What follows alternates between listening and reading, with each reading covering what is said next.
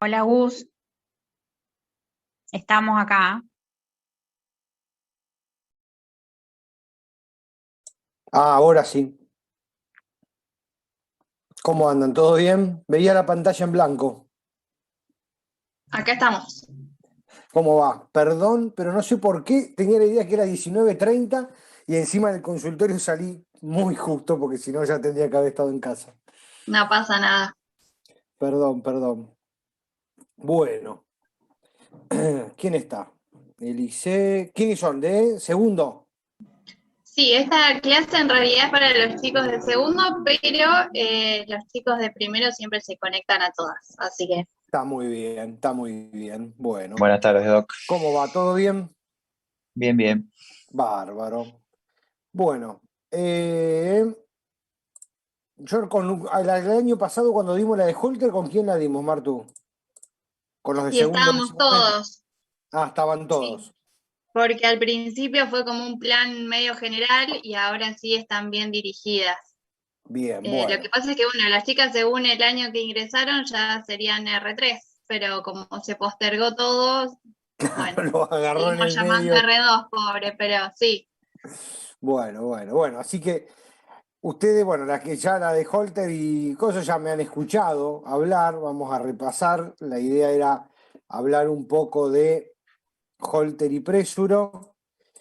En este módulo dar las dos juntas. Así que vamos a tratar de hacer un resumen. Si se pone muy denso la cosa, me avisan y vamos pasando. No sé si ahí ven.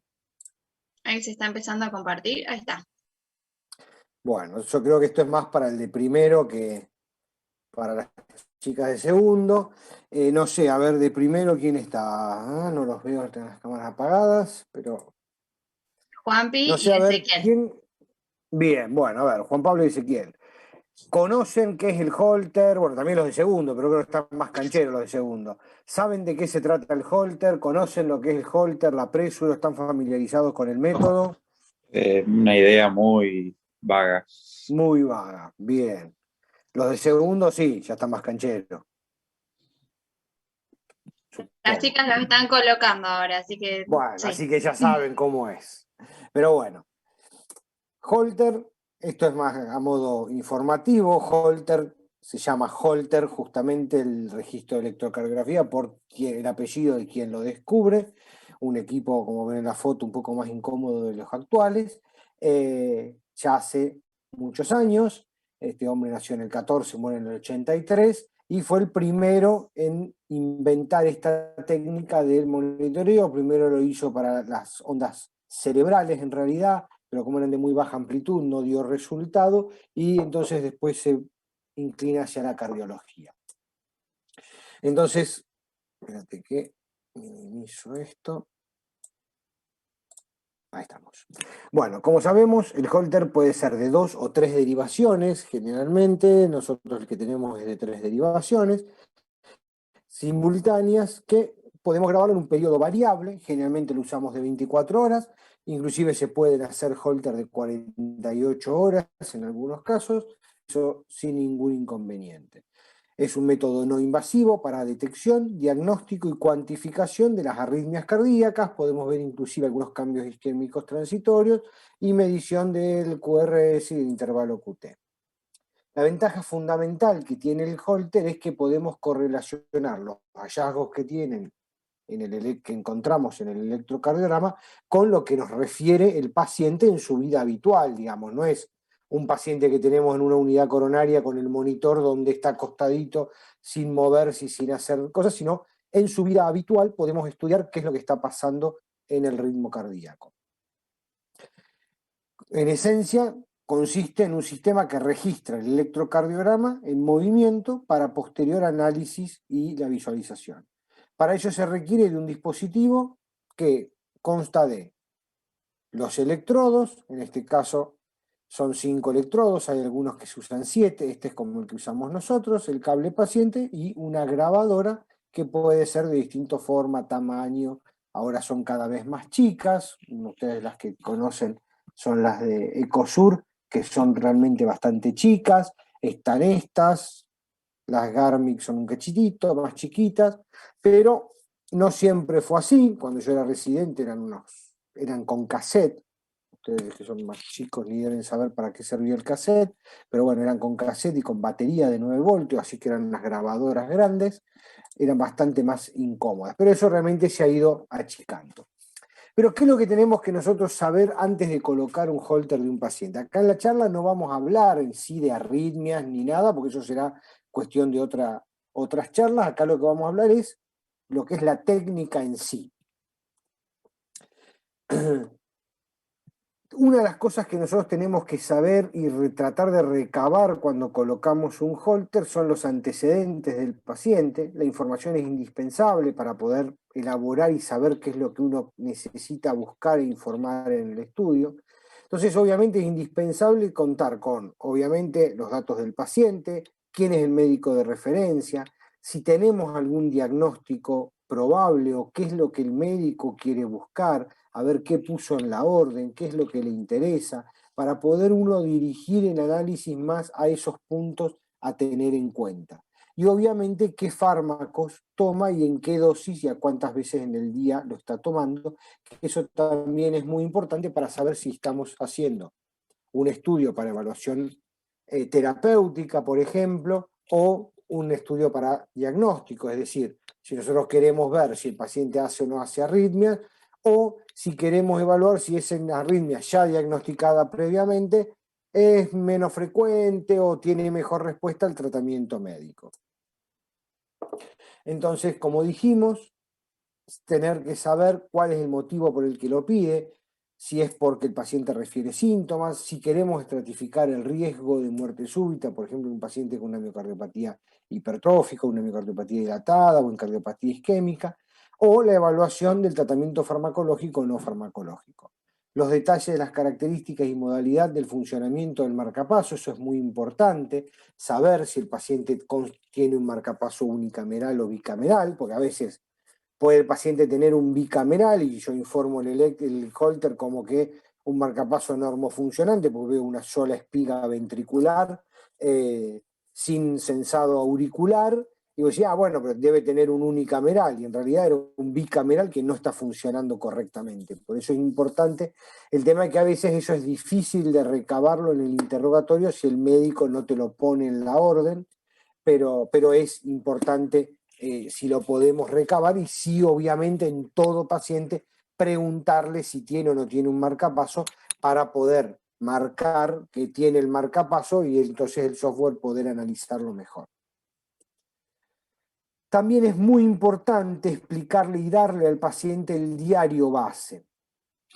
¿Y por qué? Porque como una de las funciones diagnósticas más importantes que tiene es determinar si los síntomas correlacionan o no con alteraciones del electro, es importante que el paciente nos haga un detalle de qué actividad realiza y si tiene síntomas o no, y qué tiene, digamos, qué está haciendo cuando tiene esos síntomas.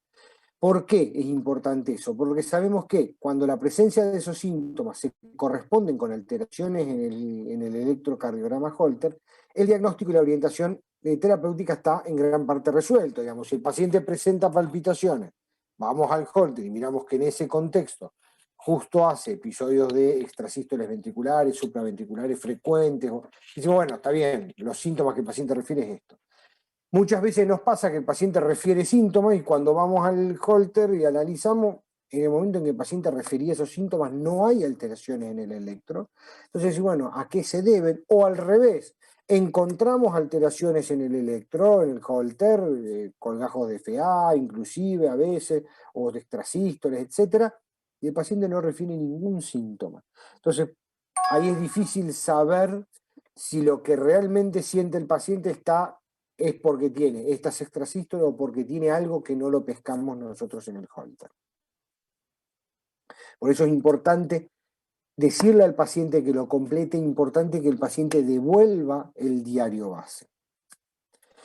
Y otras ocasiones también es determinar qué pudo haber estado produciendo esas alteraciones. Por ejemplo, si el paciente se puso a caminar y encontramos un episodio de una arritmia ventricular compleja, uno dice, bueno, esto puede tener relación con la patología. Entonces, como dijimos, que el paciente tiene que describir con mayor exactitud posible qué síntomas tiene, en qué hora ocurren, qué actividad desarrollaba y sobre todo, si tiene síntomas, qué actividad y qué horario ponga. Es importante además que el paciente anote la medicación y en el horario en que toma dicha medicación. Las grabadoras también disponen, que a veces no lo usamos demasiado porque para que el paciente manipule la grabadora por ahí es difícil, pero tienen al acceso un botón, ese botón verde, que ven, estas son las grabadoras que tenemos nosotros, o bueno, las otras grabadoras tienen el mismo lugar, realmente está grande y accesible, para que el paciente lo pueda pulsar si tiene algún síntoma, entonces en el equipo queda grabado en ese horario evento. El paciente marcó el pulsador de evento. Entonces, cuando nosotros lo analizamos, el paciente nos puso 5 veces que tuvo palpitaciones, vemos en esos momentos qué tira de electro tenemos y si hay o no alteraciones. Todas esas son herramientas que nosotros tratamos de usar para poder correlacionar más la actividad del paciente con los síntomas. Los electrodos, obviamente, los que usamos son los electrodos clásicos, como los que usan ustedes en ergometría, tienen que tener una buena adhesividad y buena conductividad, tienen que ser de buena calidad. Siempre tener mucho cuidado en cómo los colocamos, de que no queden sobre el pelo, porque hay que pensar que tiene que estar todo el día bien en contacto. Entonces, si el paciente tiene mucho vello y nosotros lo colocamos y se va a despegar, la calidad del estudio va a ser muy, muy malo. La colocación depende del equipo, depende del número de electrodos que tengan. Esta justa es la de COSUR, pero la de 7 electrodos. Hay algunos que vienen con cables de 7 electrodos o el de 5, como tenemos nosotros. Es similar, lo que por ahí el de 7 tiene más chances de que tengamos buen registro en los 3 canales que con el de 5 electrodos. Pero generalmente la mayoría de los Holter tienen 5 electrodos y van colocados de diferente forma y eso ya está más que establecido. Con respecto a los aspectos técnicos, como dijimos antes, el Holter consta de una grabadora, que ahora son livianas, usan una sola pila chica descartable, que la mayoría ya graban 3 derivaciones en simultáneo. Tiene además, graba en una tarjeta, ya las tarjetas de memoria, ya no se usan más los cassettes como usábamos en otro momento. Y como dijimos, el cable paciente con los snaps para la colocación de los electrodos. Siempre usamos una cartuchera que va con un elástico o una correa para comodidad del paciente. Una de las cosas muy importantes que nosotros tenemos que evaluar cuando vemos un informe de Holter, en realidad primero el que lo procesa los tiene que tener muy presente, y cuando nosotros miramos las tiras, también evaluar que no haya artificios. ¿Y qué es artificios? En el Holter se pueden simular por movimientos del cable, por movimientos del paciente, anormalidades en el trazado que exponen a los pacientes a errores en el diagnóstico que podemos hacer y eso exponemos al paciente a procedimientos innecesarios. ¿A qué nos referimos con esto? A que, por ejemplo, muchas veces nosotros vamos a ver en el trazado movimientos, ahora vamos a ver algunos ejemplos, que nos hacen pensar que puede ser un colgajo de una taquicardia con QRS ancho, y en realidad es solo movimiento de la línea de base. Entonces, por ahí, el paciente pensamos que pueda tener una taquicardia ventricular y hacemos un electrofisiológico, etc., y en realidad era artificio, era artefacto del electro. ¿Qué datos nos pueden ayudar a diferenciar que realmente sea un artefacto? Que los que haya dentro de esa tira que nosotros vemos como una arritmia, por ejemplo, con QRS ancho, QRS normales en el medio, que la línea de base sea siempre inestable antes de iniciar ese colgajo y después, que el paciente no nos refiera a ningún síntoma. Entonces, si bueno, hace un episodio de una taquicardia ventricular larga y vos decís que no tenga ningún síntoma, nos haga a veces pensar, las hay, pero son todos puntos que nosotros nos vamos a ir viendo. Y que cuando termine un colgajo de una taquicardia ventricular, por ejemplo, no haya ninguna pausa posterior, que inmediatamente y exactamente donde termina el último latido empieza un latido normal, eso te hace pensar a que pueda ser más artefacto. Y ahora vamos a ver algunos ejemplos. Por ejemplo, si yo veo esto, decís, bueno, esta es una taquicardia con un QRS ancho. ¿Ves los dos canales? Taquicardia, el QRS, no sé si ven ustedes el cursor. Taquicardia, QRS ancho. Pues sí, bueno, esto es una taquicardia con QRS ancho. Uno lo mira a simple vista y parece más artefacto. Y cuando ves el tercer canal, fíjense que se ve bien clarito, que es un QRS angosto, un sinusal. Y ven que cuando ves el registro hay movimiento en realidad. Esto no es una taquicardia.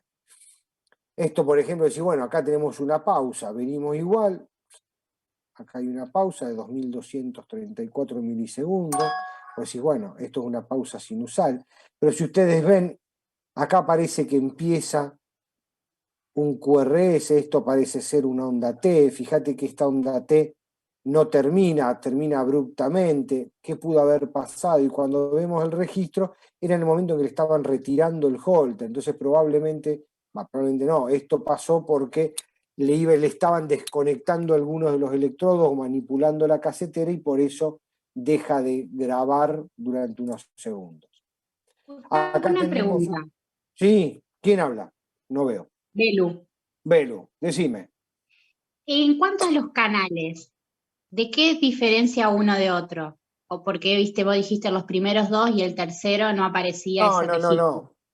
No es que hay dos que son menos calidad o no, sino que vos tenés los tres canales que usan distintas combinaciones de los electrodos que vos le ponés. Generalmente las derivaciones que nosotros usamos es B2, sería un B2, un B5 y uno de cara inferior, como para Perfecto. asimilarlo al electrocardiograma, que no es tan así tampoco. Pero por eso, nosotros al tener los tres canales, vos tenés menos chances de que te quedes sin registro en los tres canales. Entonces puede pasar eso, que vos tengas movimiento en dos canales. ¿Por qué? Porque se movieron dos de los electrodos, tres de los electrodos o el costado, pero el otro que usa otros electrodos tengas un registro más estable. A veces pasa que el paciente se arrancó dos electrodos o un electrodo se le salió y vos no dejaste de tener registro en los tres canales, sino que perdiste uno de los tres canales, pero tenés otro que sí están grabando. ¿Entendés?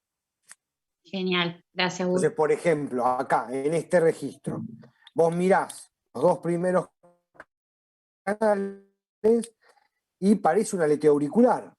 Vos ves ahí bien la ondita, parejita, QRS, vos decís, bueno, esto es un aleteo auricular.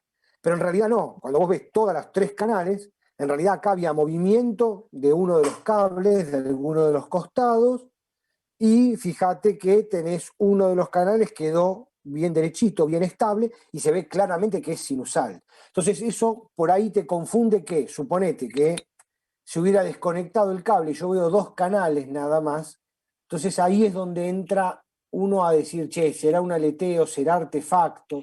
Entonces ahí hay que ver todo el registro entero, analizarlo en detalle, ver si no hay, porque eso a veces pasa y pasa frecuentemente, de que en algún registro por momentos perdemos algún canal. Por eso es tan importante colocarle correctamente los electrodos, explicarle al paciente que esté atento a que no se le salgan, a que tenga cuidado de no tironear, que no puede hacer lo que quiere con el equipo, porque a veces pasa que lo golpean, se afloja la pila, se desconecta, se apaga. Entonces, siempre tratar de indicarle bien al paciente de tener esos cuidados y tomarse unos segundos en colocar los electrodos que queden bien adheridos, bien pegados, con el tema del pelo tener mucho cuidado a que no queden mucho pelo bajo el electrodo, porque eso se va a despegar indefectiblemente.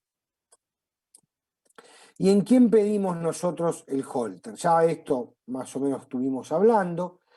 Dijimos que un electrocardiograma que nosotros le hacemos en el consultorio a un paciente, podemos registrar hasta 1 minuto, no lo vamos a tener 3 horas en el electrocardiograma.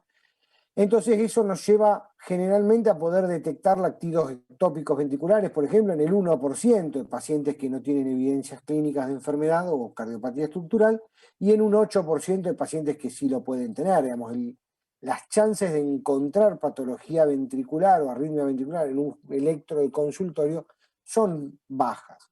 Obviamente eso aumenta el porcentaje sustancialmente a medida que sumamos horas del registro. Entonces, cuando hacemos un registro de 24 horas tenemos muchas más chances de poder encontrar episodios de arritmia, y en algunos pacientes seleccionados, que por ejemplo los neurólogos lo están usando mucho, cuando tienen alta sospecha de ACV por embolia, usan el Holter de 48 horas. ¿Para qué? Para justamente tratar de ver si podemos pesquisar algún episodio de arritmia que me justifique la cardioembolia. Entonces, está indicado, como ya dijimos, en el diagnóstico de las causas que orientan los síntomas cardíacos, en la estratificación de eventos cardíacos severos, en pacientes que puedan o no tener coronariopatía, y en la evaluación de intervenciones terapéuticas. Con respecto al diagnóstico, obviamente en los que más lo podemos usar son en pacientes que refieren alteraciones de la conciencia, como mareos, episodios presincopales o síncope, en la caracterización de taquiarritmias sostenidas que el paciente pueda referir, o en pacientes que puedan tener algún síntoma sugestivo de isquemia miocárdica, lo cual acá el Holter para la detección de isquemia miocárdica realmente no es la prueba que nosotros utilizamos desde ya. Podemos a veces, y hemos tenido casos de pacientes que tienen alteraciones del ST en el Holter, y bueno, a raíz de eso pedidos por ahí por otro motivo, los que estudiamos tienen coronariopatía, pero plantear dentro de la evaluación de la cardiopatía isquémica el Holter como buscar isquemia realmente no nos sirve. Sí nos puede servir en un paciente con coronariopatía ya establecida o una cardiopatía isquémica importante para descartar episodios de arritmia ventricular. En la estratificación de riesgo, como decíamos acá, en pacientes postinfarto, o por revascularización para detectar arritmias ventriculares, como les decía recién, en los pacientes con miocardiopatía hipertrófica y miocardiopatías dilatadas, las miocardiopatías chagásicas, que queremos buscar episodios de taquicardias ventriculares, o en los pacientes con insuficiencia cardíaca. Y en la evaluación de intervenciones terapéuticas, en las terapias antiarrítmicas, en pacientes que tienen marcapasos o cardiodefibriladores implantables, terapias antiisquémicas o pacientes con fibrilaciones auriculares crónicas que queremos hacer control de frecuencia. Esperen que, porque no vamos a...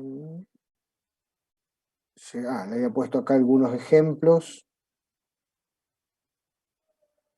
No sé si si nos demoramos mucho, pasamos si quieren los ejemplos, me parece que lo dejé porque era lo que me parece que era un poco más interesante.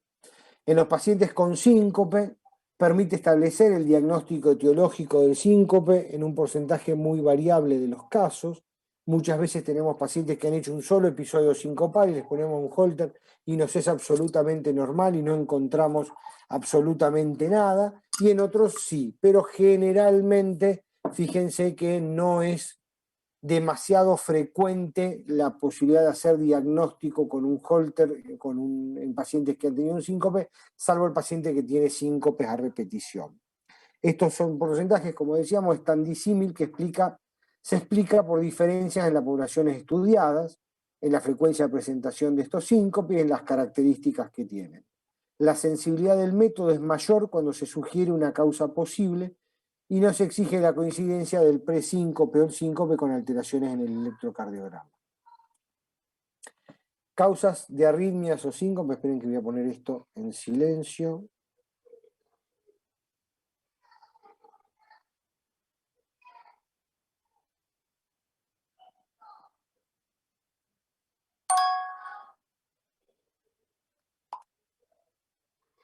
Ahí está.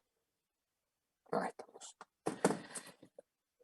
¿Qué podemos encontrar nosotros como causas de síncope o presíncope en un Holter? Las bradiarritmias sinusales, paros sinusales, bradicardias extremas, bloqueos sinoauriculares, paros sinusales, los bloqueos AB de segundo o tercer grado o bloqueos AB paroxísticos, o episodios de taquicardia ventriculares rápidas, sostenidas, monofocales, bifocales, multifocales, inclusive episodios de fibrilación ventricular que pueden estar asociadas o no a intervalo QT prolongado. Fíjense, este es un paciente que en realidad tiene ya el diagnóstico de un bloqueo AB congénito, que lo vienen siguiendo en el sanatorio de niños.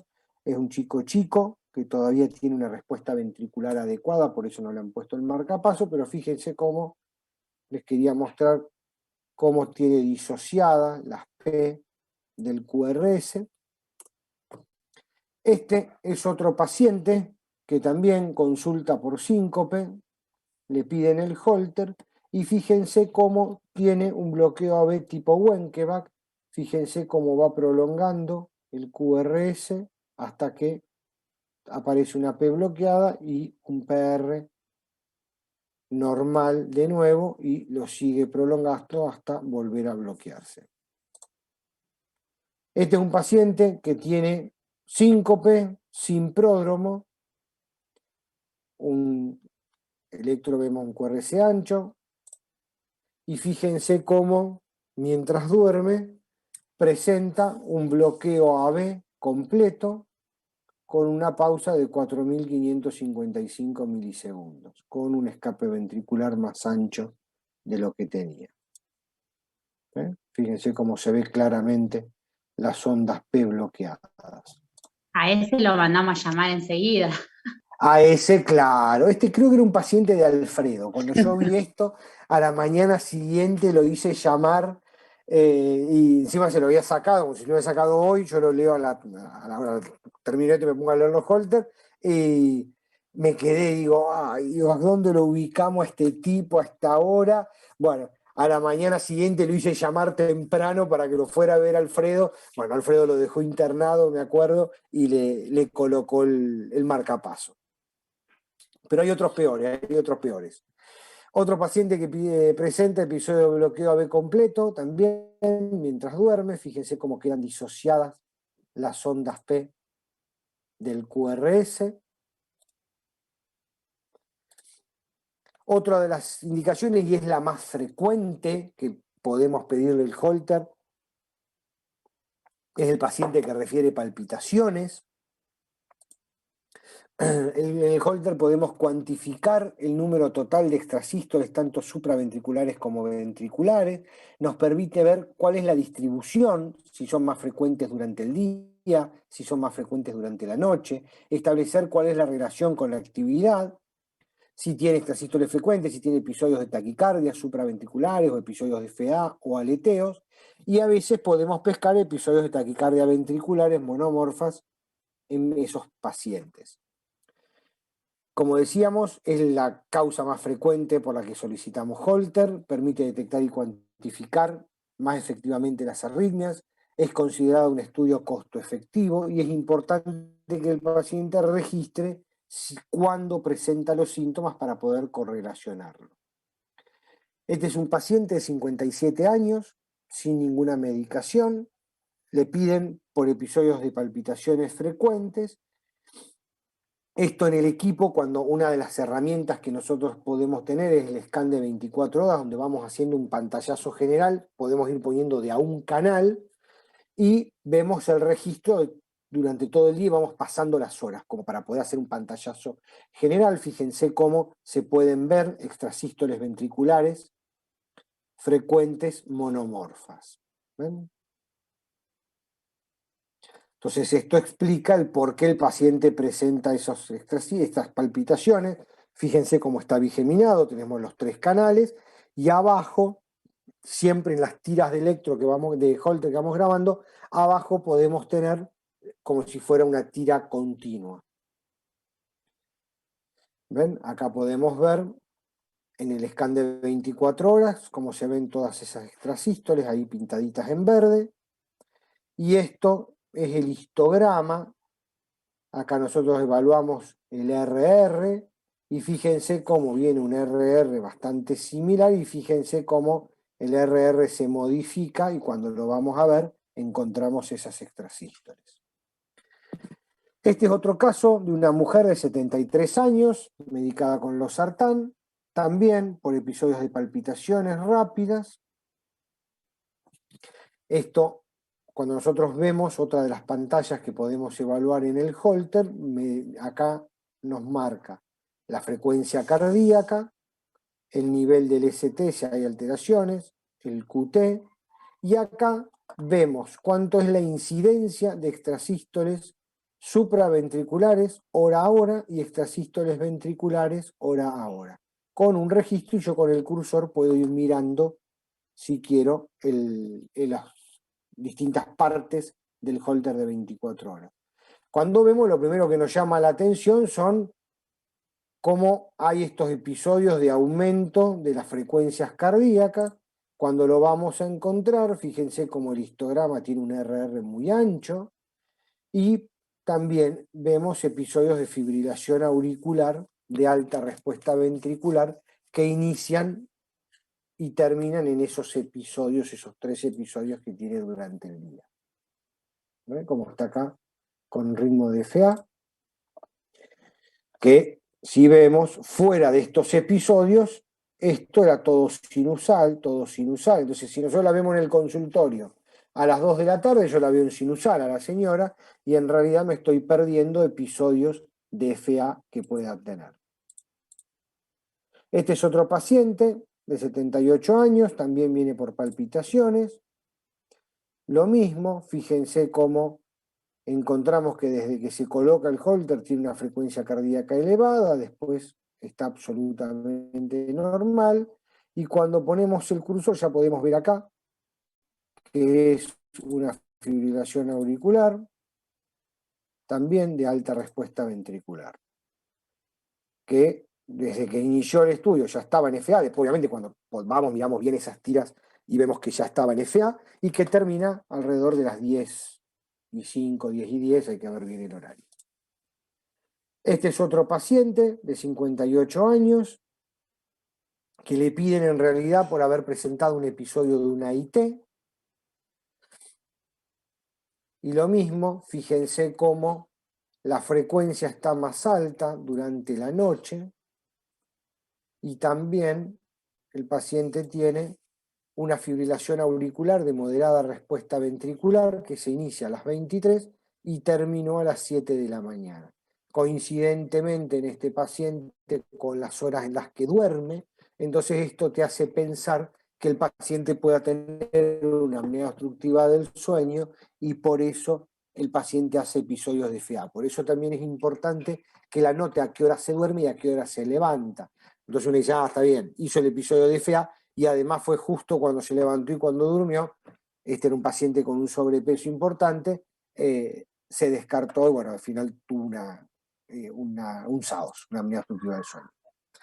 Este es otro paciente, 85 años, también por palpitaciones, que también, ven, cuando nosotros vemos acá, estos episodios de mayor aumento de la frecuencia cardíaca coincidían en el registro con episodios de fibrilación auricular de alta respuesta ventricular. Fíjense cómo acá viene el FA y acá corta, ven que este ya es un latido sinusal, justo en el momento en que corta la FA, miren cómo viene rápida y corta automáticamente y se ve su ritmo normal.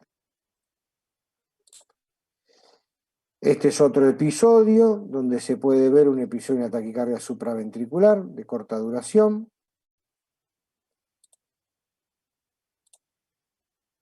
Como les decía, otro de los motivos para la detección de isquemia, no existe un consenso acerca de los criterios diagnósticos para utilizarlo. La mayoría considera como naturaleza isquémica una depresión del ST mayor a 1 milímetro que dure más de 1 minuto. Varios estudios mostraron que los pacientes con coronariopatía aterosclerótica, la detección de isquemia miocárdica en el Holter constituye un predictor independiente de riesgo de evento, incluida la muerte. Digamos, el paciente que sabemos que tiene coronariopatía y en el Holter encontramos el descenso del ST, parecería tener mucho mayor riesgo de eventos. No se aconseja su utilización sistemática para la detección de isquemia miocárdica, se lo considera como un método alternativo cuando no podemos realizar ni ergometría ni SPECT, digamos. En la práctica hoy no lo usamos para la detección de isquemia. Muchos de estos episodios son silentes y generalmente se producen durante la actividad habitual. Puede haber falsos positivos por cambios posicionales en el registro y alteración basales del ST. Si el paciente tiene además ya trastornos de la repolarización en el electrocardiograma, eso también disminuye mucho la especificidad. Así que la realidad es que hoy no lo utilizamos para la detección de isquemia al Holter.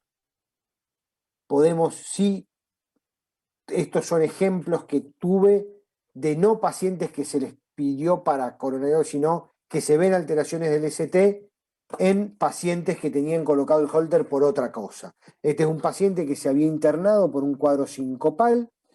Cuando se lo interna le piden el Holter y fíjense que la paciente esta refiere dolor precordial durante la colocación del Holter, estaba en la sala general y fíjense cómo el ST cambia del ST basal.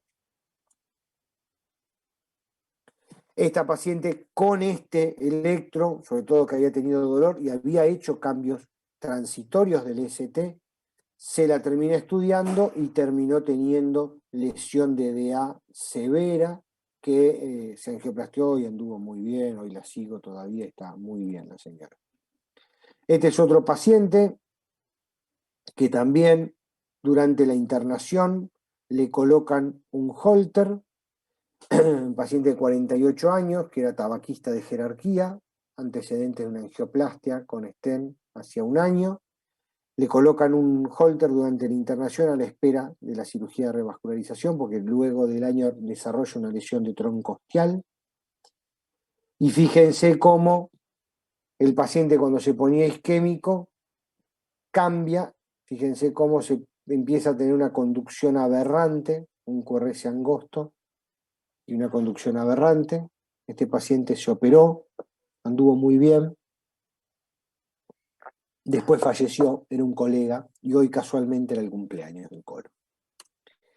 Bueno, otra de los motivos es para la detección de causa de muerte súbita o que nosotros queremos predecir muerte súbita. Sabemos que la muerte súbita obedece a causas cardiológicas con pérdida súbita de la conciencia y que ocurre dentro de la hora del comienzo de los síntomas. Las arritmias provocan más del 90% de las muertes súbitas que ocurren fuera del ámbito hospitalario. Obviamente como causa la taquicardia ventricular o la fibrilación ventricular, taquicardias supraventriculares en pacientes con Wolf o bradicardias o asistolias.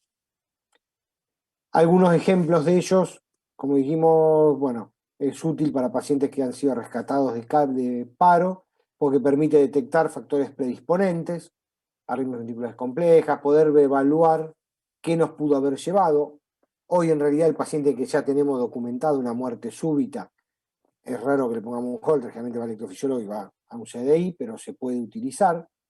Estos son algunos ejemplos también de Holter pedidos por otras causas que encontramos sorpresas. Este es un paciente con extrasístoles ventriculares que por eso le piden un Holter, un chico joven. Fíjense cómo también encontramos un aumento de la frecuencia cardíaca entre las 22 y la 1 de la mañana. Y cuando vamos a buscar, el paciente hacía colgajos de taquicardia ventricular sostenida, muy aberrante, de larga duración, terminó con un CDI este chico. Otro paciente que se interna en unidad coronaria por un síncope, este es el electrobasal, con un QT largo, y fíjense cómo hace episodios de taquicardia ventricular, hasta que después terminó haciendo una fibrilación ventricular durante el Holter. Desgraciadamente terminó falleciendo. Vos no sé si estabas, Martina, con este chico, con este hombre. No me acuerdo de ese caso vos. No, sí, no estuviste porque te hubieras acordado. Sí, claramente. Porque fue todo un tema. Bueno, con respecto a esto, lo que es la evaluación diagnóstica, la evaluación terapéutica, ver si con el tratamiento tenemos un paciente que tiene extrasístoles ventriculares importantes, tratamiento antiarrítmico y poder ver si con eso disminuimos la incidencia de arritmias ventricular, es otra de las indicaciones que también podemos utilizarlo. Pero bueno, vamos a ir un poco más rápido porque si no, no terminamos más. Con respecto a, ¿tiene alguna duda de Holter? Yo tengo una pregunta rápida. ¿Tiene alguna Yo me apuro con aplicación? ustedes, yo no tengo problema, yo engancho a hablar y podemos estar toda la noche. Porque parece un método barato, no invasivo, práctico. Si tiene alguna aplicación como screening o no. ¿Screening de qué? Pues en pacientes adultos, por ejemplo, para detectar arritmia o cosas por el estilo. A ver, Eh, es costo efectivo como cualquier método diagnóstico si vos lo utilizás en pacientes que vos quieras buscar algo. Digamos, como cualquier método diagnóstico en medicina, había una frase que tenía un libro de que yo había leído en la facultad, que decía: el que no sabe lo que busca no entiende lo que encuentra. Y eso es una realidad. Si nosotros a nuestros pacientes le hacemos algún método diagnóstico por hacer, a ver si encontramos algo, después cuando encontramos eso no vamos a saber qué hacer o no vamos a saber cómo interpretar ese resultado. Entonces, hacerle holter a todo paciente que viene a mi consultorio, decir, che, por las dudas tenga arritmia, te voy a hacer un holter. No, porque aparte ahí sí deja de ser costo efectivo. ¿Por qué? Y porque yo voy a hacer 100 holter para encontrar uno patológico. No. Entonces nosotros, ¿qué tenemos? Que direccionar el holter a qué. Y a esto que yo te estaba diciendo, o el paciente que tiene síntomas, generalmente que viene por palpitaciones, o ha tenido síncope, o ha tenido presíncope, o si en los pacientes que yo quiero estratificar riesgo, porque tiene enfermedad coronaria y quiero saber si hace arritmia ventricular asociado a eso, o tiene una miocardiopatía hipertrófica, o tiene una miocardiopatía dilatada, o tiene una miocardiopatía chagásica, para saber si hace episodios de arritmia ventricular compleja, para saber si tengo que seguir escalando en complejidad en un electrofisiológico, CDI, etcétera, lo que vaya a derivar ese paciente. Pero hacerle a todo el mundo holter por si pesco algo, no porque deja de hacer costo efectivo.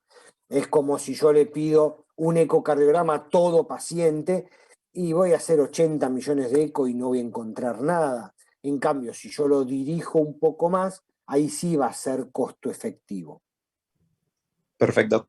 Mi pregunta iba si, supongamos, a pacientes mayores en busca de fibrilación auricular por la prevalencia que tiene o cosas así, No, para no pacientes que no llegar al tienen episodio palpitación, sintomático. claro, que no tienen síntomas, que no han tenido evento, pedirlo por pedirlo, no. Obviamente es distinto por ahí el paciente hipertenso con dilatación severa de la aurícula izquierda, que te dan algunas dudas, o decís, tiene altas chances de hacer episodio de FA, bueno, quiero descartar que no lo haga, sí, pero si no hacerlo por hacerlo a todo paciente mayor de 70 años para ver si le pesco FA, no. No, porque no vas a encontrarlo, digamos. Entonces no tiene mucho sentido. Si el paciente, a ver si tiene síntomas o si vos pensás en algo puntualmente. Muchas veces, a veces vienen algunos holter pedidos por algún neumonólogo, ahora ya hace rato que no, pero en una época lo solían pedir en pacientes con apnea obstructiva del sueño que querían descartar FA nocturna, o algún cardiólogo que, bueno, ahí decís, está bien, yo quiero ver cómo está, o al revés, pacientes que, como este, que le encontramos que hace una FA mientras duerme, se le hace el diagnóstico del SAOS, se le coloca un CPAP y vos decís, bueno, a ver, che, ahora sigue haciendo episodios de FA, no sigue haciendo episodios de FA mientras duerme ahora con el CPAP, para eso sí, pero buscarlo por buscarlo y tirar así a lo loco, yo no lo pediría. Y no está indicado Claro, tampoco. buenísimo, gracias. ¿Alguno tiene alguna otra duda? Yo voy rápido por el horario, por ustedes. Si se aburren, me paran. ¿Alguna otra consulta de Holter que quieran ver? Las cuestiones técnicas o básicas. Bueno, ¿les parece seguir con mapa? Sí, Gus. Dale Bueno, nomás. una de las primeras cosas que siempre tenemos que tener en cuenta es dónde y cómo tomar la presión arterial a nuestros pacientes. Si nosotros vemos las guías ya desde hace mucho, siempre que nosotros tenemos un paciente en consultorio, tenemos que primero detectar o confirmar la presencia de hipertensión a través de las distintas medidas de la presión, estratificar el riesgo y descartar si hay o no causa de hipertensión secundaria. Pero lo prioritario es detectar y confirmar la presencia de hipertensión. Y tenemos tres grandes formas nosotros de medir la presión a nuestros pacientes. Una es la presión que nosotros medimos en el consultorio, que todos estamos familiarizados con esa forma, y otra es ver formas fuera del consultorio, tanto por mapa como por MDPA o automonitoreo de la presión arterial, que después en algún otro momento hablaremos de mapa y MDPA, de MDPA y automonitoreo. La toma de presión en consultorio, sabemos que tienen que ser tomas repetidas, separadas por al menos 1 minuto o 2 minutos, poder promediarlas. Nos tenemos que tomar el trabajo en el consultorio, ya van a ver cuando hacemos consultorio que estamos a las corridas, tenemos 15 minutos, 20 pacientes, bueno, pero nos tenemos que tomar. ¿Por qué? Porque es muy frecuente que nosotros le vamos a tomar la presión al paciente y la primera toma está más alta, tomamos una segunda toma y está más baja, y nos tenemos que tomar algunos minutitos. A veces lo podemos hacer y así todo, cuando lo hacemos, no siempre la presión del consultorio nos refleja lo que pasa fuera del consultorio. Después las otras formas, como decíamos, están las mediciones casuales, que es las que se toma el paciente en una farmacia o se la tomó un amigo. Esas no tienen mucho valor en lo que es el diagnóstico. ¿Por qué? Y porque no están tomadas generalmente con equipos validados muchas veces. No podemos controlar si fue correctamente tomado, si el paciente estaba sentado, espalda apoyada, piedras apoyadas en el piso sin cruzar, el paciente sin hablar, que no se lo hayan tomado sobre la ropa. Hay un montón de variables de las buenas tomas de presión arterial que en las mediciones casuales son difíciles de poder evaluarlo. Después está el automonitoreo, que es el que se puede hacer el paciente. También generalmente no tenemos equipos por ahí validados o tiene alguno equipo de muñeca, no lo toma en forma protocolizada. Eso es lo que llamamos automonitoreo de la presión arterial, no lo utilizamos mucho nosotros en la práctica. Y después está el monitoreo domiciliario de la presión arterial, que es una forma protocolizada de tomar la presión arterial. El paciente o tiene un equipo validado, nosotros le damos un equipo validado, se lo toma a la mañana, a la tarde, 2 o 3 tomas a la mañana, 2 o 3 tomas a la tarde, antes de tomar la medicación, antes de cenar a la noche y antes de desayunar a la mañana, luego de haber orinado, no haber fumado en los últimos 30 minutos, en forma correcta, durante por 7 días, al menos 4, descartamos el primer día y promediamos las otras tomas. Es una forma de tomar la presión. Hoy es una práctica que utilizamos y cada vez más es una práctica con la que hay que conocerla y hay que poder utilizarla y suele ser muy aceptada por el paciente. Yo realmente lo uso mucho, al MDPA también, muchos de mis pacientes tienen equipo, a veces yo les doy equipo y lo podemos hacer para el seguimiento y control, es una buena práctica. Pero ahora el motivo de la charla no es ese, sino que es el monitoreo ambulatorio de presión arterial o MAP. Pero, ¿tiene realmente sentido tomar la presión fuera del consultorio, tanto por AMA como por MDPA? Sabemos que las limitaciones que tiene la presión de consultorio es que es difícil pensar que mediante una baja cantidad de mediciones, como dijimos, 2, 3 veces, ya los equipos vienen seteados para tomar 3 veces, pero mucho más que eso no le podemos tomar a un paciente en el consultorio, nos va a reflejar la real cifra de presión arterial que el sujeto ha tenido en periodo de meses, de 6 meses, 6, 7 meses, que podemos ver entre una consulta y la otra. La presión de consultorio no permite conocer qué estado de presión tiene el paciente en su vida habitual, con la actividad física, en el trabajo, porque muchos pacientes vienen al consultorio y están tranquilos, sentaditos en la sala de espera un rato, pero eso no refleja su vida habitual. Por ahí a muchos los estresa mucho venir al consultorio y a otros al contrario, se desconectan de su vida laboral y tienen presiones mucho más bajas de lo que es fuera del consultorio. Y ahora vamos a hablar un poco cómo llamamos a esas situaciones. Ya desde hace muchos años, Stergiou nos decía que la distorsionada visión del consultorio nos lleva a sobrediagnosticar entre un 20 y un 30% de pacientes hipertensos que en realidad tienen hipertensión de guardapolvo blanco, o al contrario, se nos escapan hasta un 12% de pacientes que tienen hipertensión oculta. Esto lo dijo él ya en el año 2005, pero fíjense que no estaba tan errado en las cifras, inclusive creo que se quedó medio corto.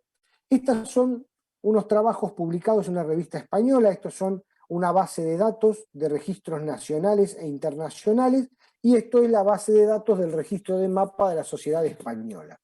Fíjense que la prevalencia de hipertensión de guardapolvo blanco en estas series internacionales llega hasta casi el 52% de los pacientes que fueron estudiados, y la prevalencia en el registro de mapa de la Sociedad Española llegó hasta un 37%.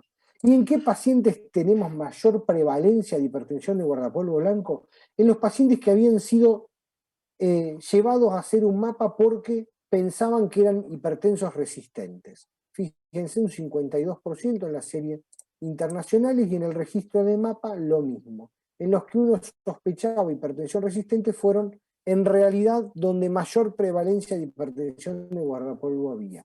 Entonces no eran hipertensos resistentes, sino que eran hipertensos de guardapolvo blanco.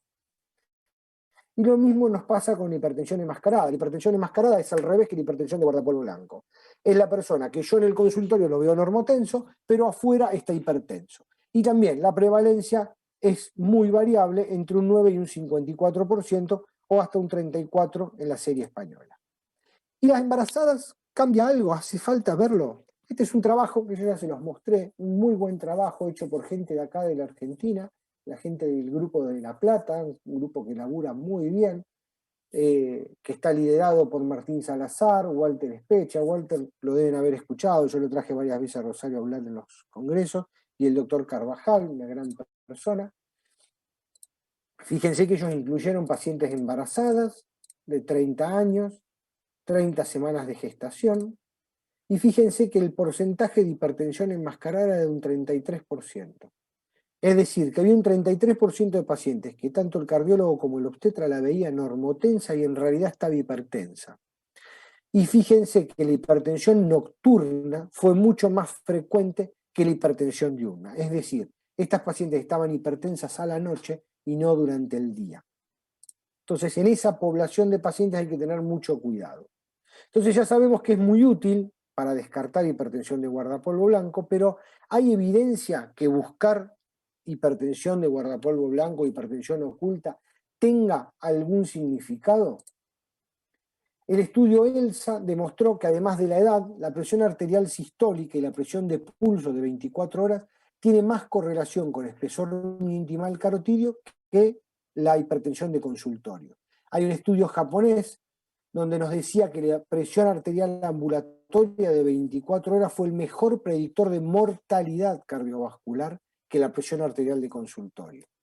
Muchos estudios han corroborado que en pacientes con hipertensión resistente, la presión arterial ambulatoria es mejor predictor de morbimortalidad cardiovascular independientemente de otros factores de riesgo. El doctor Verdecchia, que van a encontrar innumerables trabajos sobre el tema, demostró que la tasa de eventos es significativamente menor en los pacientes que tienen un adecuado control ambulatorio de la presión arterial que en los que tienen valores de presión arterial más elevados por mapa, a pesar de que la presión arterial de consultorio esté controlada. El estudio irlandés demostró que la medición ambulatoria de la presión predice mortalidad cardiovascular y total más allá de la presión arterial de consultorio y de otros factores de riesgo cardiovascular, y que la presión nocturna empieza a aparecer esto de la importancia de la presión arterial nocturna, fue el predictor más potente en hipertensos no tratados. Todos estos estudios y muchos más avalan la superioridad de la presión arterial ambulatoria como predictor de eventos cardiovasculares en diferentes poblaciones, tanto en población general, en pacientes hipertensos, tanto tratados como no tratados, en pacientes jóvenes, en ancianos, inclusive, como veíamos en las series, en hipertensos resistentes. ¿Y hay guías que nos dicen cómo tenemos que utilizar el mapa? Sí, hay guías tanto nacionales como internacionales. Está la toma de posición de la Sociedad Argentina, y ahora recientemente la Sociedad Argentina, el grupo de trabajo de mapa, sacó un libro, el cual se los recomiendo, Yo lo tengo en formato digital, si alguno lo quiere, después me lo pide. Y obviamente el último consenso. ¿Y cuáles son las indicaciones? Para eso vamos a repasar rápidamente las últimas 4 grandes guías que se publicaron: la guía europea, la guía americana, la guía canadiense y nuestro consenso de las 3 sociedades, que fue un hito para las 3 sociedades que se hayan juntado, FAC, SAC y la Sociedad Argentina de Hipertensión Arterial. Por primera vez se sentaron en una mesa e hicieron un consenso único, ya en el año 2018. Pero bueno, vamos a repasar un poquito qué dicen las guías. Esta es la guía canadiense. Fíjense que nos dicen que el diagnóstico debe basarse en las presiones fuera del consultorio. Ellos en realidad lo que plantean es que en pacientes que nosotros vemos en consultorio, obviamente con presiones mayores a 180, 110 en varias tomas en consultorio, no hace falta hacerle mapa ni nada porque ese paciente ya es un hipertenso. Hipertensión severa es un paciente hipertenso. En cambio, en pacientes que no tienen hipertensión severa y tienen presión en consultorio mayor a 135-85, que acá hay que tener cuidado en algo, este AOBP es una forma específica de tomar la presión arterial que en nuestro medio no lo hacemos por cuestiones económicas. Si lo hace en Canadá, lo están haciendo mucho, en Estados Unidos lo mismo. De hecho, el estudio SPRINT, si ustedes lo han visto, fue el primer trial importante que usó la toma de presión arterial no asistida. ¿Qué quiere decir? El paciente cuando ingresa a la institución lo recibe un administrativo o un enfermero, lo lleva a una sala, le pone un manguito de presión arterial y se va de la sala. El paciente queda solo en una habitación con un equipo de presión arterial que toma a los 5 minutos y ahí al minuto hace varias tomas. Esas son las tomas no asistidas. Nosotros se pueden imaginar que en nuestro contexto es muy difícil de poder llevarlo adelante. Entonces nos dice, si en esas tomas no asistidas el paciente tiene más de 135-85, uno debería considerarlo hipertenso, o en las tomas convencionales más de 140-90. En ese paciente tenemos que mirar qué presión tiene fuera del consultorio, o por mapa o automonitoreo. Eso es lo que nos dice la guía canadiense. La guía americana también nos plantea que las mediciones fuera del consultorio están recomendadas para confirmar el diagnóstico de hipertensión y para regular la medicación. La guía europea es un poco más políticamente correcta y tiene más en cuenta costo-efectividad, y nos dice que el diagnóstico de hipertensión arterial se debe realizar con las repetidas mediciones de la presión en el consultorio y determinar la presión mediante mapa o MDPA cuando sea lógico y económicamente viable. Es un poco más prudente que los americanos o los canadienses que te dicen para el diagnóstico haga mapa. Entonces ellos ponen este algoritmo de pacientes que nosotros en consultorio presentamos más de 140-90, medir fuera del consultorio para realizar el diagnóstico si podemos, y nos dice, ojo con los pacientes con presión arterial normal alta, que debemos considerar de que alguno de ellos pueda tener hipertensión enmascarada, entonces ojo y hacerle un mapa si podemos hacerlo. Entonces nos dicen que en pacientes en los que sospechamos hipertensión de guardapolvo blanco debemos utilizar un mapa, que son estos hipertensos estadio 1 que encontramos en la consulta, pero que no tiene demasiados factores de riesgo, o que tiene una muy alta presión arterial en consultorio, digamos, paciente con estadio 1 o 2, pero que no tiene lesión de órgano blanco y es un paciente de bajo riesgo. Decís, realmente estará hipertenso, hacerle un mapa porque puede ser que sea un hipertenso guardapolvo blanco. Al contrario, el paciente que nosotros encontramos con presiones normales o normal alta, o que tiene presiones normales en consultorio o tiene un riesgo cardiovascular alto y tiene lesión de órgano blanco, tiene hipertrofia ventricular izquierda, microalbuminuria que no podemos justificar por otra causa, ojo que ese no sea un hipertenso guardapolvo blanco. También tener en cuenta en pacientes que tienen síntomas de hipotensión, tanto postural como postprandial.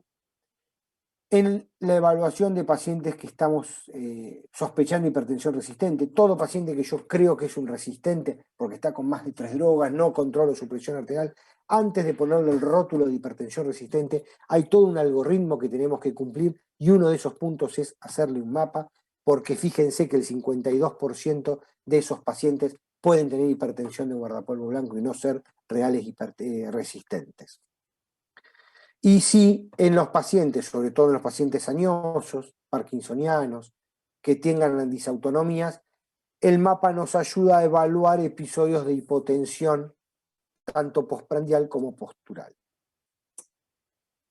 El consenso de nuestro país nos dice que el mapa no reemplaza la presión de consultorio claramente, que es útil para realizar el diagnóstico en las mismas indicaciones que la guía europea. Pacientes que tenemos presiones arteriales limítrofes en consultorio o estadio 1. Es decir, fíjense que el algoritmo es muy similar. Pacientes con nivel 3 de hipertensión, 180-110, ese paciente lo consideramos hipertenso. Ya Verdecchia demostró en uno de sus trabajos que estos pacientes con niveles elevados, bien tomada, en consultorio, múltiples tomas, etcétera, que tienen más de 180-110, las chances de que ese paciente esté normotenso por mapa son bajísimas. Entonces, ese paciente tratémoslo como un hipertenso. Pacientes con nivel 1 o presión arterial limítrofe, considerar la utilización de un mapa para hacer el diagnóstico.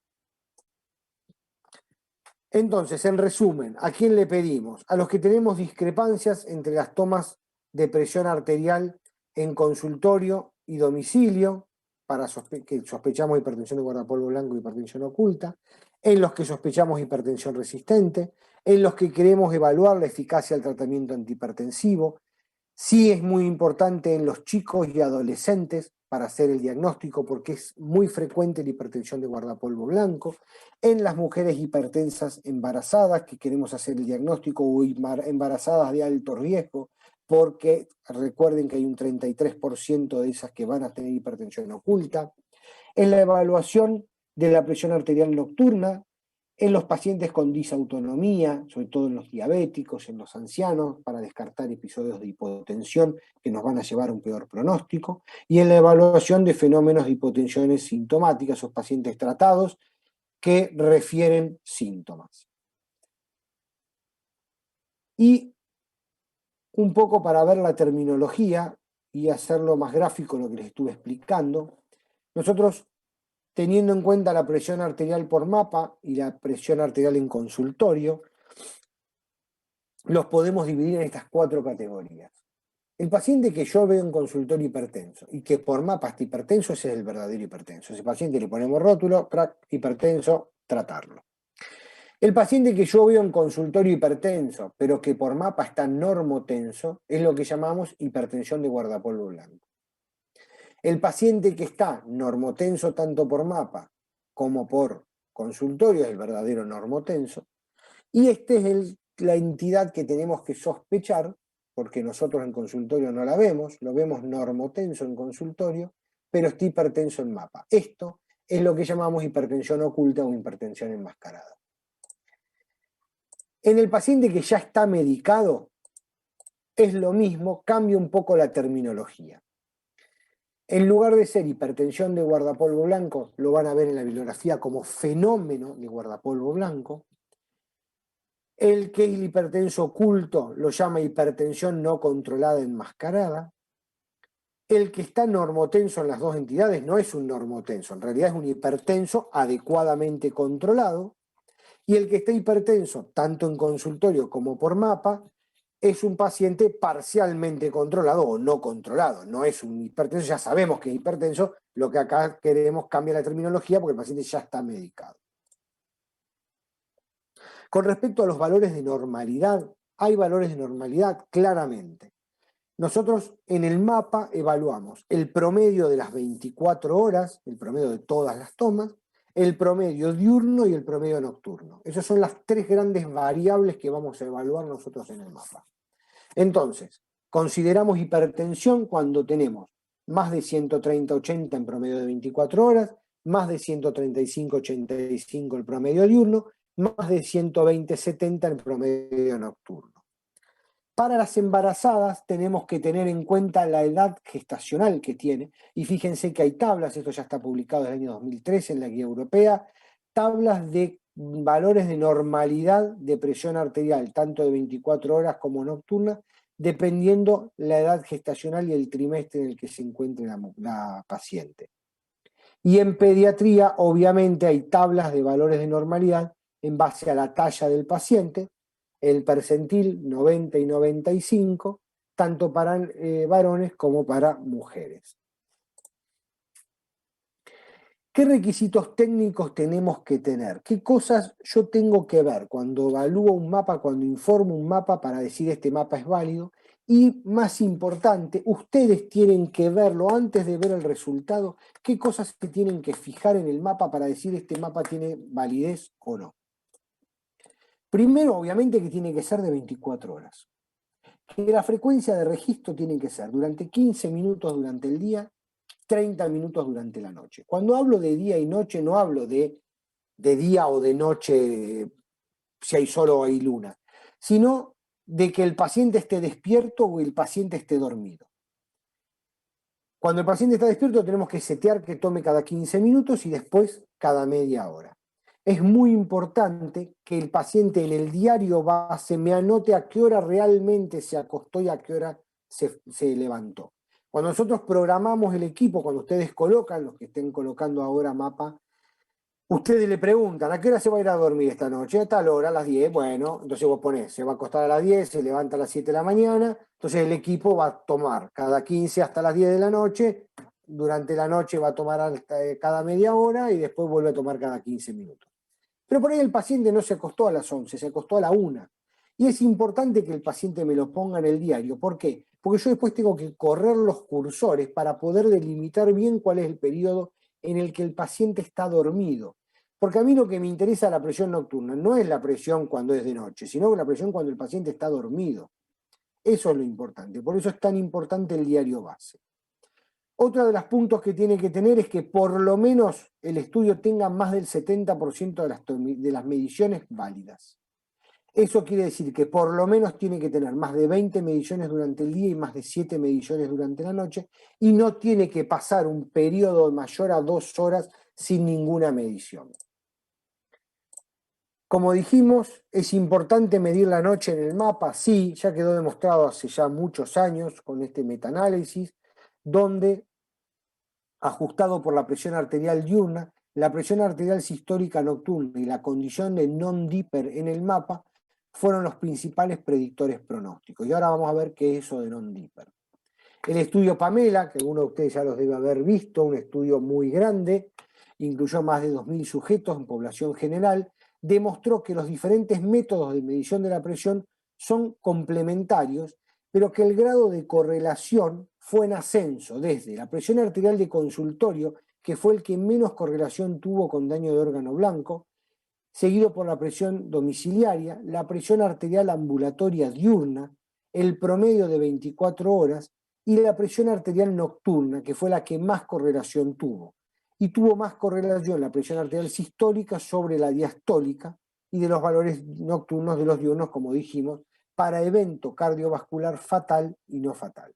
Entonces, la presión arterial nocturna y sobre todo la sistólica nocturna es el mayor predictor de eventos con respecto a la presión arterial de consultorio, que es la que menos me predice eventos cardiovasculares. ¿Y qué es esto de patrón dipper, non-dipper? Que algo estuvimos recién viendo.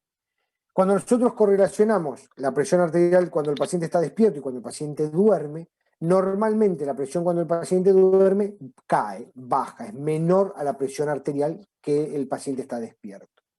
¿En base a qué porcentaje de disminución de esa presión tenemos? Es estos 3 ritmos circadianos que podemos evaluar.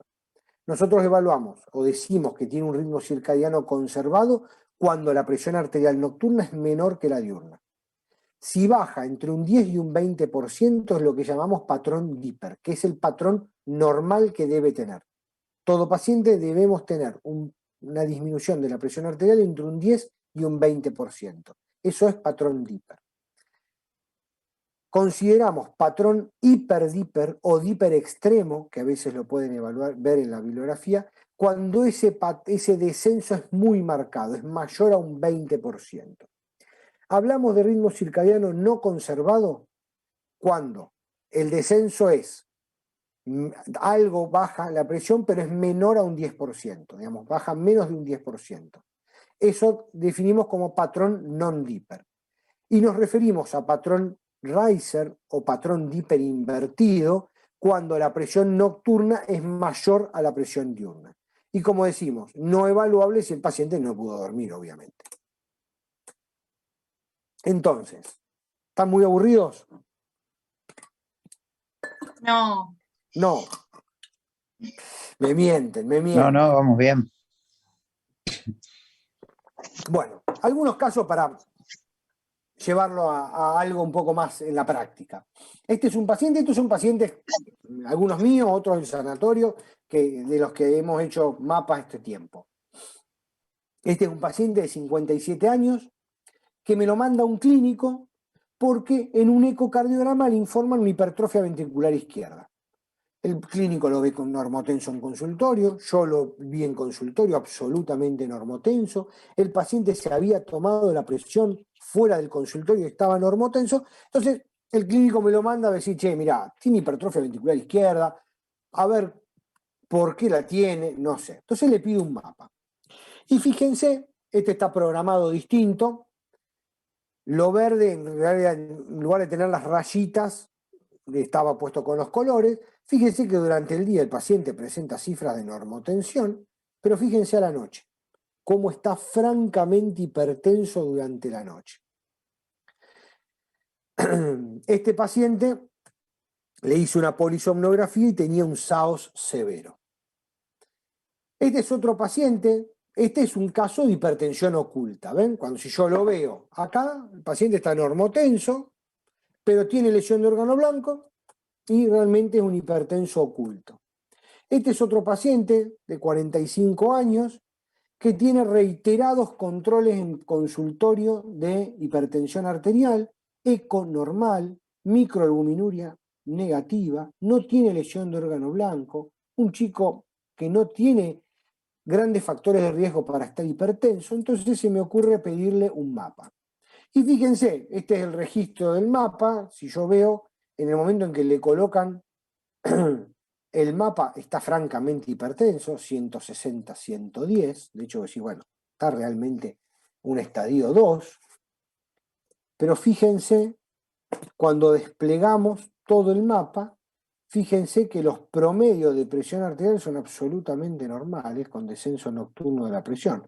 Claramente tiene una hipertensión de guardapolvo blanco. Si yo me valgo de esto, digo, este es un paciente hipertenso, pero claro, lógicamente durante el día está normotenso, por eso no tiene lesión de órgano blanco, no tiene microalbuminuria, no tiene absolutamente nada. Esta es otra paciente, Ana, de 56 años, que yo la había visto en algún momento, después yo la dejé de ver por cuestiones de su prepaga y su obra social. En ese interín a ella la medican con bisoprolol de 5 miligramos, losartán de 50.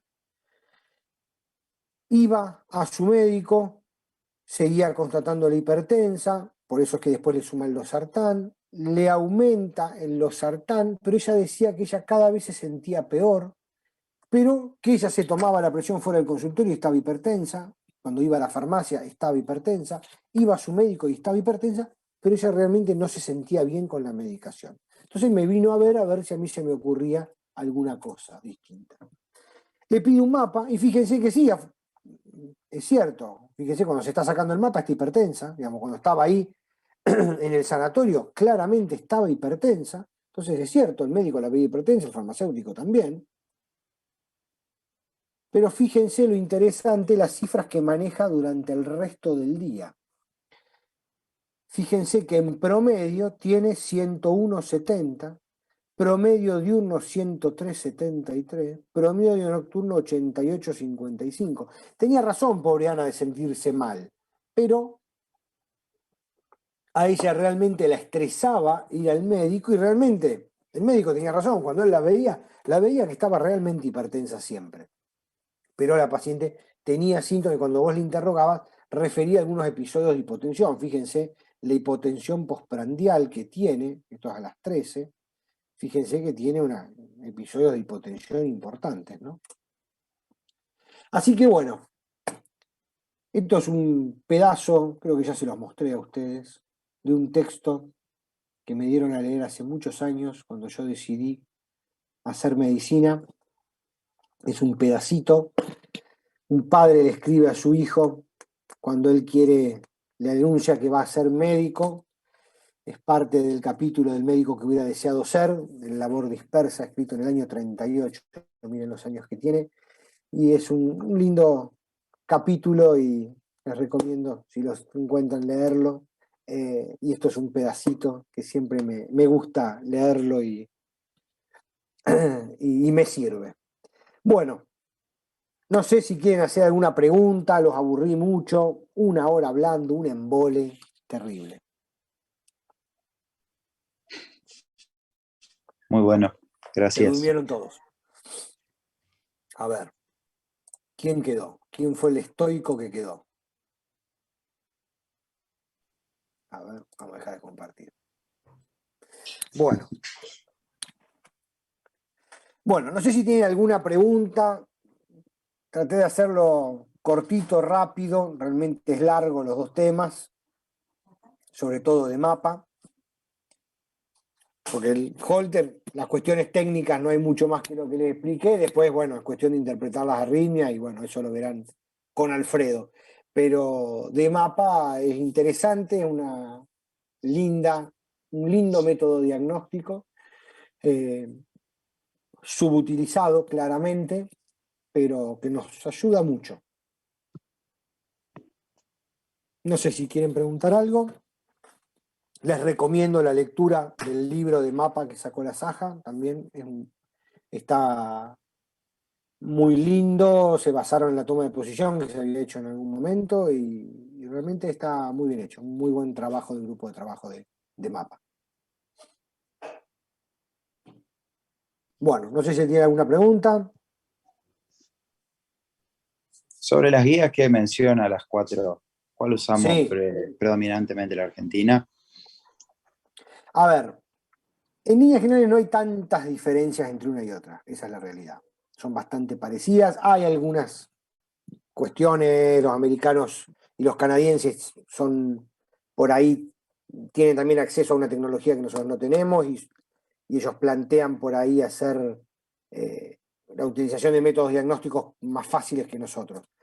Nosotros hay que tener en cuenta algo, nosotros en nuestro país, nosotros estamos mal acostumbrados a decir, bueno, estamos en un sanatorio donde tenemos mapa, Holter, tenemos todo, pero no es la realidad en nuestro país, no solo en nuestra ciudad, mucho más si te vas a ciudades más chicas.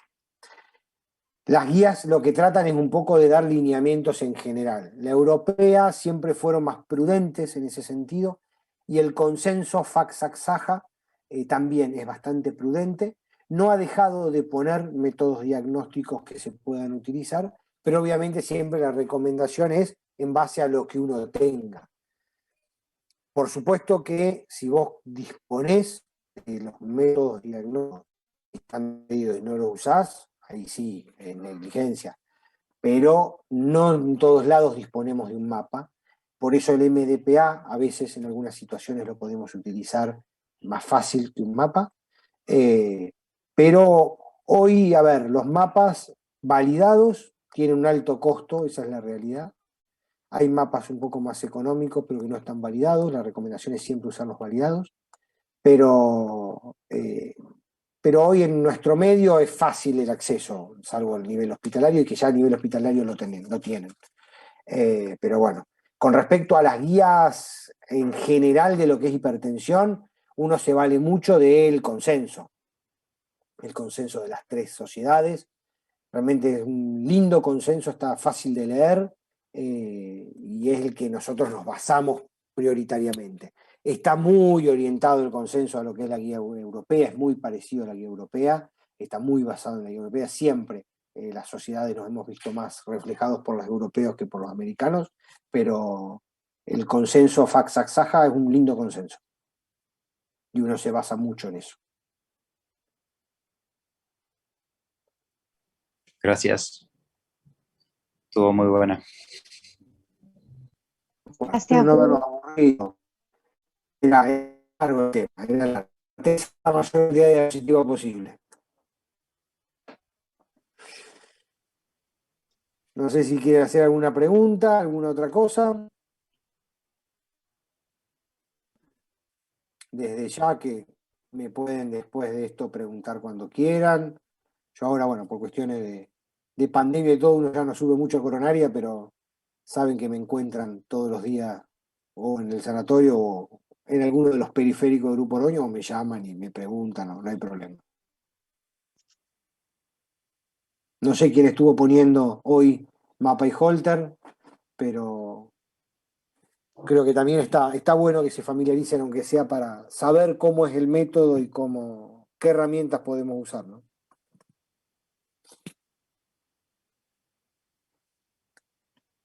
Hoy estuvo Flor. Ah, bueno. Bueno, Bueno, Gus, muchas gracias. por favor, Gracias. cualquier cosita me preguntan. Gracias. Saludos. Gracias, Gus. Chao, chao. Buenas noches.